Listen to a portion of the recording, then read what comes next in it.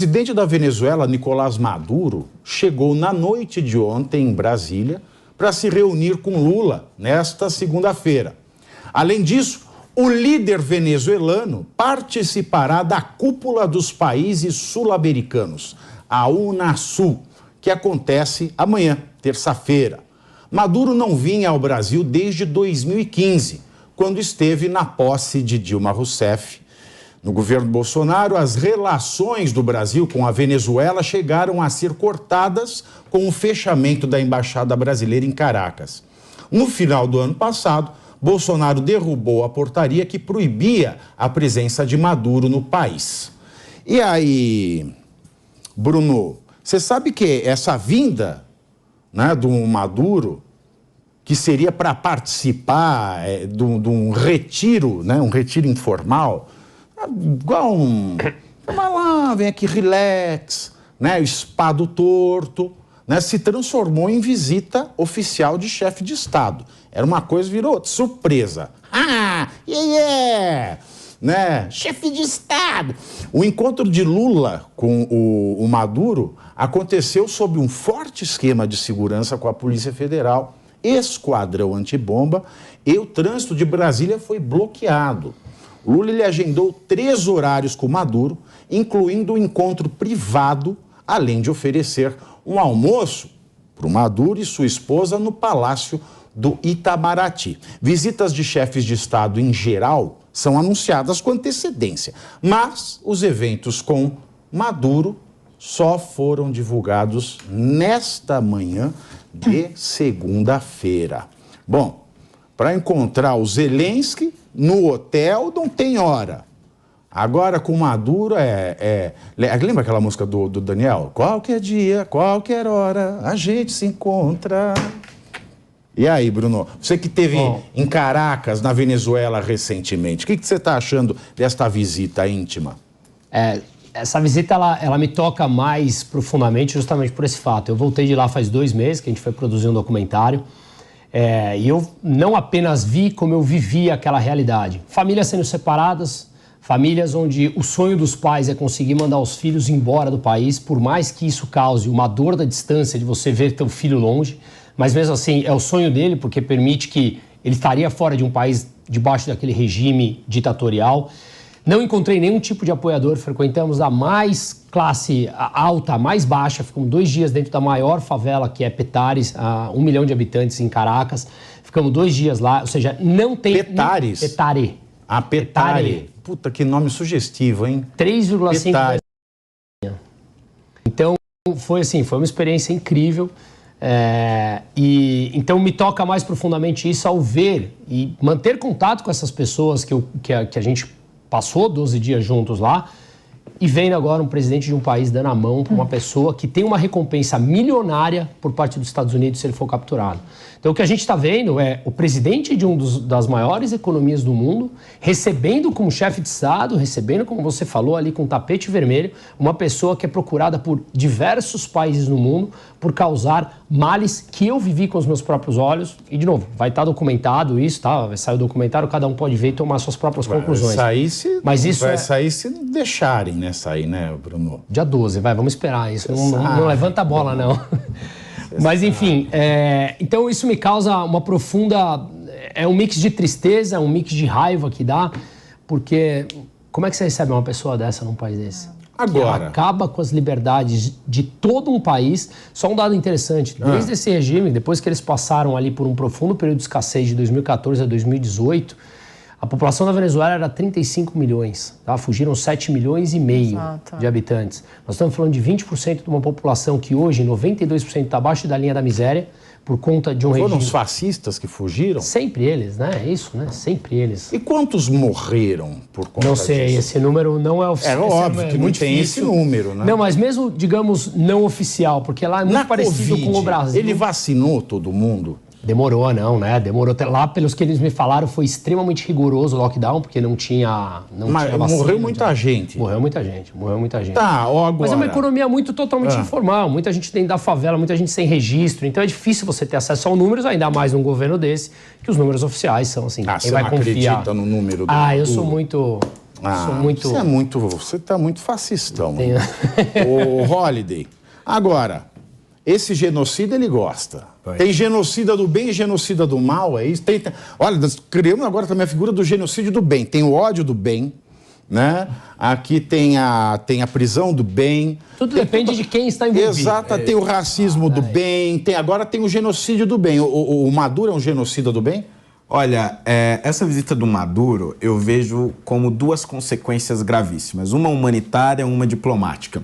A humanitária é pelo seguinte: esse governo, antes de ser governo, falou muito em defesa da democracia e em defesa dos direitos humanos. Pois bem, o Observatório dos Direitos Humanos diz que a Venezuela tem hoje pouco mais de 240 presos políticos. Desses 240 presos políticos, a maior parte deles, segundo o mesmo observatório, são torturados quase que diariamente, com choques elétricos, com violência sexual e com simulação de afogamento.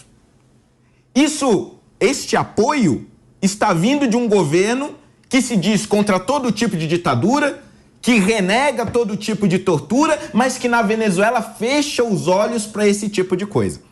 Não só isso, mais de 15 mil pessoas chegaram a ser presas na Venezuela simplesmente por protestarem contra o governo. Não existe liberdade na Venezuela. Este é o ponto humanitário. O segundo é o seguinte: já faz tempo que desde que Lula reassumiu a presidência da República, nós estamos caminhando cada vez mais para longe das grandes democracias do mundo. No caso da guerra da Ucrânia e da Rússia, o Brasil foi colocado contra a União Europeia e contra os Estados Unidos. Agora, neste caso, nós estamos recebendo um chefe de Estado reconhecido como um ditador pela maior parte das democracias do mundo e que os Estados Unidos, por meio do seu Departamento de Estado, está oferecendo mais de 15 milhões de dólares pela sua captura.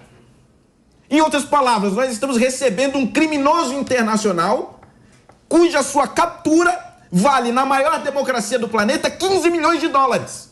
E o nosso dinheiro, dinheiro das Forças Armadas, da Polícia Federal, do Esquadrão Antibombas, de toda a polícia do país, está sendo utilizado para proteger o sujeito assumidamente criminoso, que mantém centenas de pessoas presas, passando fome, sofrendo choques e sendo estupradas. E o presidente da República não só não condena, como ainda protege o agressor. Não é só hipocrisia, é desumanidade. E acaba sendo uma vergonha para a história do país e uma vergonha internacional que nós estejamos recebendo essa visita aqui hoje. Agora são 14 horas e 31 minutos. Sugiro que você tome uma água. Vou tomar. Tá? Toma uma água aí, porque haja coração, né? Haja coração. Agora, Deise, politicamente, né? O Fernando Holliday mencionou a questão dos Estados Unidos. O Biden, que tá a cara do Valdir Soriano, toda vez que ele aparece com aquele óculos de aviador, né? Ele começou com a pegada do não petróleo, né? O governo dele. Não, é uma matriz poluente, que aconteceu, precisa de petróleo. Mas agora ele está comprando petróleo da Venezuela. E aí, ele quer prender o Maduro, o coiso é tudo, né? O Maduro, mas ele está dando sobrevida ao próprio Maduro comprando petróleo da Venezuela. Dá para entender? Não. Olha, Pavinato, eu vou reiterar o que eu falei hoje pela manhã numa conversa com jornalistas em relação a essa história do Maduro. Não se toca tambor para maluco dançar. Então, a partir do momento que o Lula recebe um ditador aqui no Brasil, agora, há pouco, eu acho que ele falou que os adversários vão ter que pedir desculpas às sanções que impuseram à Venezuela, né? Ele falou isso agora há pouco, colocando o Ocidente e aqueles que justamente impuseram essas sanções a um regime ditatorial como se fossem os criminosos, né? Mas isso me parece...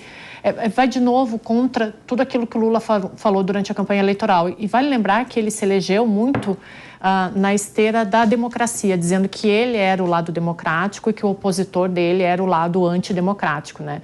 Então, tudo que o presidente tem feito desde que ele assumiu o mandato dele me parece ser muito contra o discurso dele ou contra os antigos ideais. Eu não sei se alguma vez o PT teve esse tipo de ideal, mas receber um ditador, para mim, não há justificativa que chegue, né? Então, Eu vi alguns jornalistas, alguns colegas meus defendendo que ele, como chefe de Estado, ele tem que receber qualquer chefe de Estado que chegue no país, mas não um ditador, né, gente? Aí o ditador acho que não tem desculpa que chegue a tempo. É um tapa na cara do cidadão. É um tapa na cara, não se justifica. O Nicoli, você lembra daquela famosa entrevista que o Lula deu para Playboy em 79? Né? Tem uma das respostas, né, que o Lula diz o seguinte, ele diz que ele até admira o Hitler porque ele tem aquela coisa, Hitler tem aquela coisa que ele admira num homem. A frase foi essa. Eu estou tentando pegar o trecho exato, mas ele falou isso naquela entrevista da Playboy de 79, que é icônica, né, aliás. Você acha que ele mostra isso quando ele recebe o Maduro com pompas e salamaleques ou é a ocasião? É a ocasião, né? Os alemães chamam isso de Realpolitik, né? Que é a arte da política, da hipocrisia mesmo, né? Então você transforma regimes totalmente opostos ao nosso, por exemplo, aos americanos, em amigos, né? Os americanos também têm alianças históricas com a Arábia Saudita, que é um país que limita a liberdade das mulheres, também desrespeita os direitos humanos. Durante a ditadura militar, o Brasil foi o primeiro a reconhecer a independência da Angola, sendo que a independência tinha sido feita por socialistas, né? Então, vejam que no mundo diplomático, político, a hipocrisia que reina, né? Então, tudo conforme interesse econômico.